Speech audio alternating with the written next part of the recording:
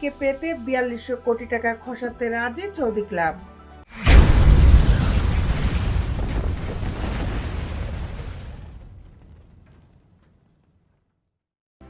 স্পোর্টসের নিউজ নিয়ে আপনাদের সাথে আছি আমি শামিমা সুলতানা।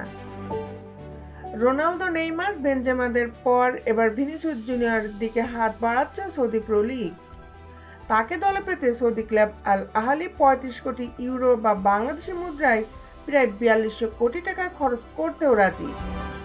বিভিন্ন ইউরোপীয় সংবাদ মাধ্যমের সূত্র থেকে জানা গেছে, আল আহলি এই প্রস্তাব গ্রহণ করলে বিশ্বের সবচেয়ে দামি ফুটবলারের তকমা পাবেন ২৪ বছর বয়সী ভিনিসিয়াস।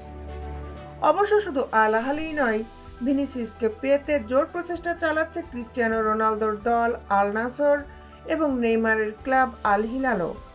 তবে আপাতত ভিনিসিয়াসকে পাওয়ার দৌড়ে কিছুটা এগিয়ে আছে আল আহলি। এরই মধ্যে সাবেক লিভারপুল তারকা রবার্তো ফিরমিনো, সাবেক ম্যানচেস্টার সিটি তারকা রিয়াদ মাহরেজ এবং ইংলিশ ফরোয়ার্ড ইভান টনিকে দলে ভিড়িয়েছে ক্লাবটি। স্প্যানিশ চ্যাম্পিয়ন রিয়াল মাদ্রিদে এখন ক্যারিয়ারের সেরা সময় কাটাচ্ছেন ভিনিসিয়াস। ক্লাবটির সঙ্গে ২০২৭ সাল পর্যন্ত চুক্তিবদ্ধ তিনি। সম্প্রতি এক সাক্ষাৎকারে ভিনিসিয়াস বলেছেন, আমার ভবিষ্যৎ রিয়াল মাদ্রিদ। আমার পরবর্তী ধাপ হচ্ছে সবসময় নিজের উন্নতির বিষয়টা মাথায় রাখা এবং পৃথিবীর সবচেয়ে বড় ক্লাবটিকে সহায়তা করা।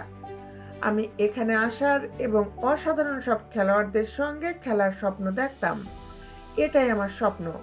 তবে ইএসপিএন জানিয়েছে, রিয়ালের প্রতি শতভাগ আনুগত্যের কথা বললেও এখনো সৌদি ক্লাবগুলোর প্রস্তাব একেবারে নাকচ করে দেননি ভিনিসিয়াস। তবে পুরোদমে আলোচনা চলছে তেমনও নয়। আপাতত এই বিষয়টি তার ভাবনা চিন্তার স্তর পর্যন্ত সীমিত রয়েছে।